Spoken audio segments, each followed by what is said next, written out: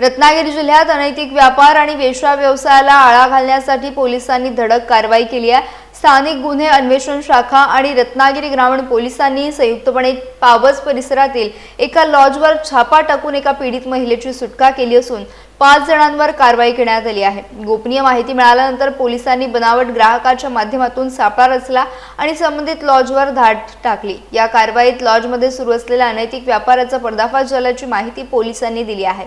घटनास्थळावरून रोख रक्कम, मोबाईल फोन, कंडोम्सची पाकिटं आणि अन्य साहित्य जप्त करण्यात आले।